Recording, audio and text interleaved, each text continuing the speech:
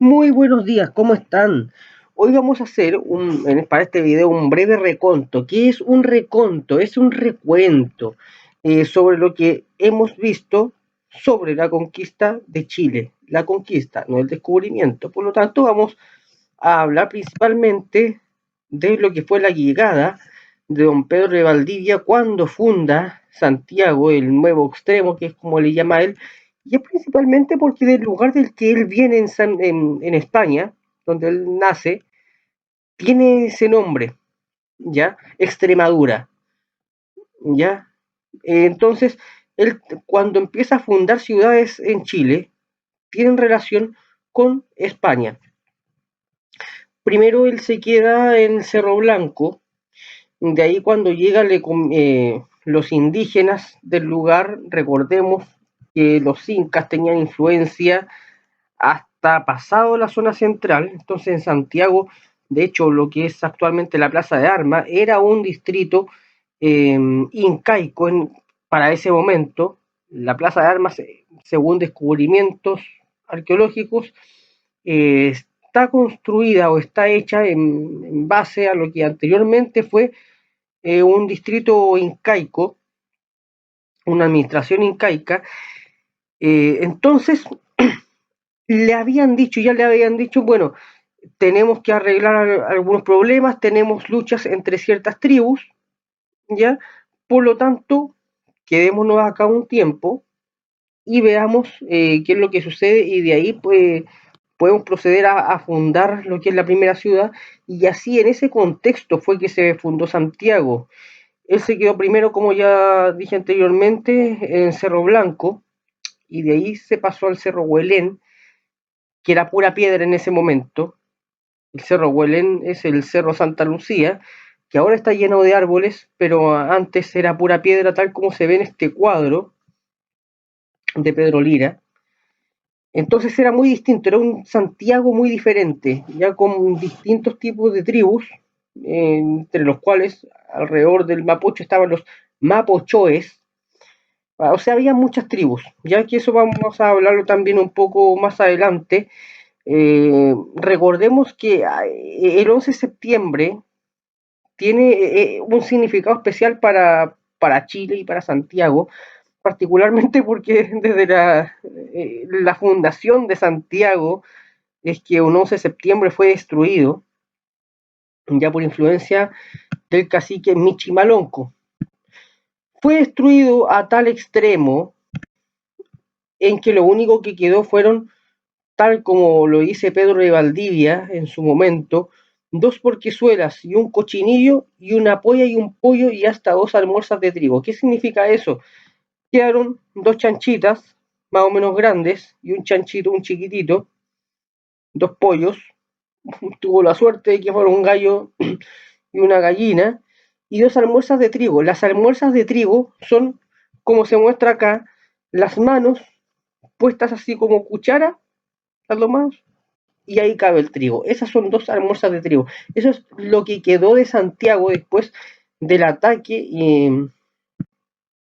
picunche. Ya nosotros le llamamos picunches, pero ellos asimismo se llamaban reches, ya hombre verdadero. La destrucción de Santiago fue tal que, como ellos mismos decían, ya de día araban y sembraban armados, estaban siempre alerta, de noche una mitad hacía guardia en la ciudad y las siembras. O sea, la gente estaba totalmente alerta. Estuvo así durante alrededor de 2 años aproximadamente. ¿Ya? Quien principalmente salvó la situación en ese momento de que se matara a toda la gente fue doña Inés de Suárez cuando decapitó a los caciques que habían sido anteriormente eh, arrestados por Pedro de Valdivia. Después de esto, para poder obtener recursos, Pedro de Valdivia le pidió a la gente en Santiago que, bueno, entre comillas le pidió porque igual los obligó bajo ciertas amenazas a que mandaran a fundir todo el oro que ellos tenían y también lo poco que se tenía del estero Marga Marga, que recordemos está cerca de Viña del Mar.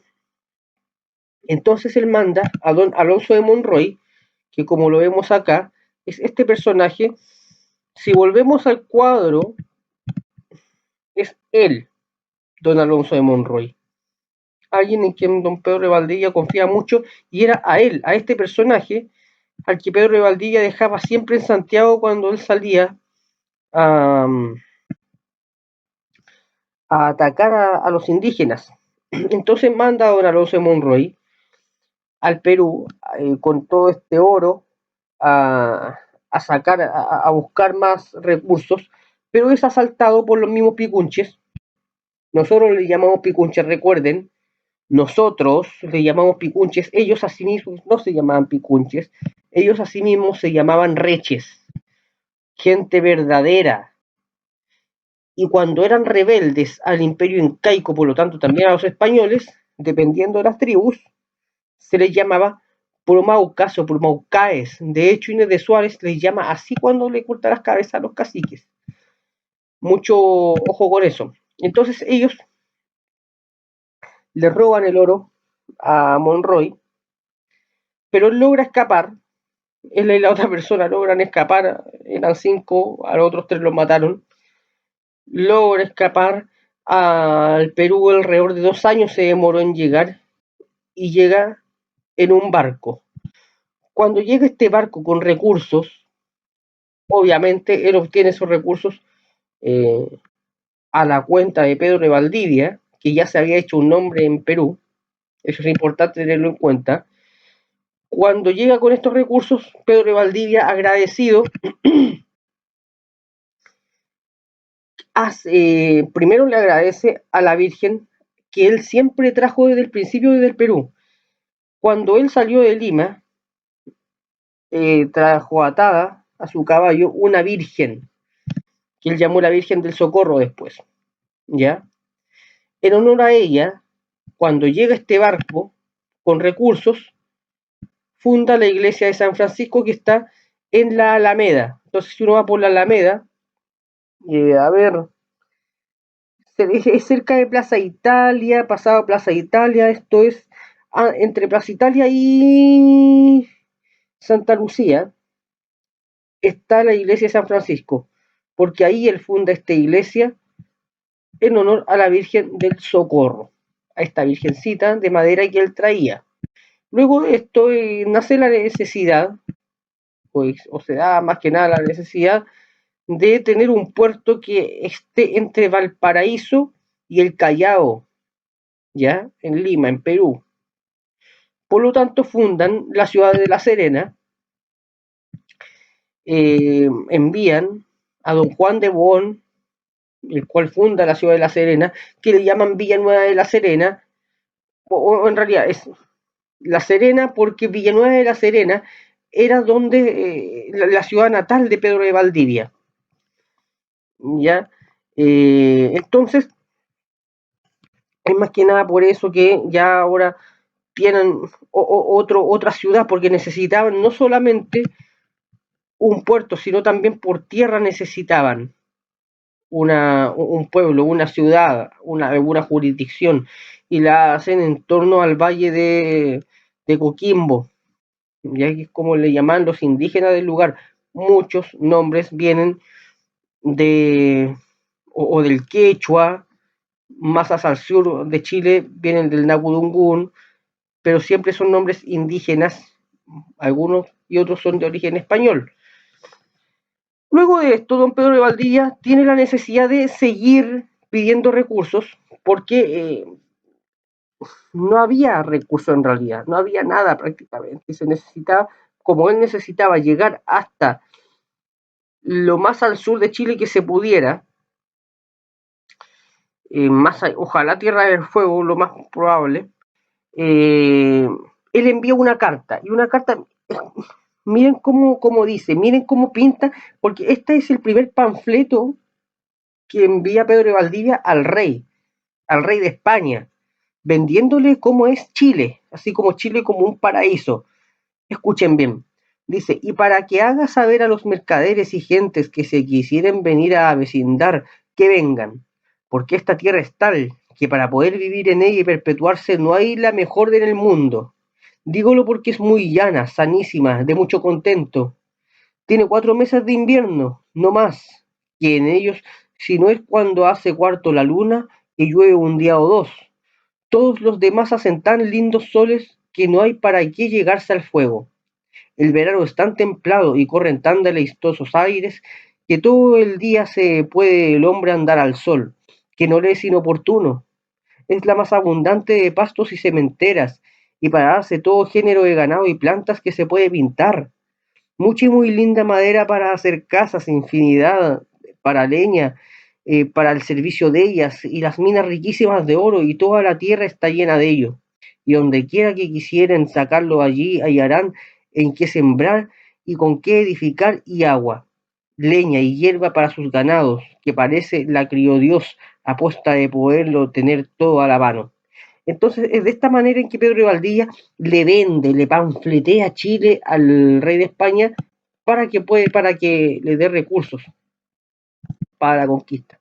Entonces era Pedro de Valdivia que lo único que quería era llegar más al sur para poder seguir conquistando.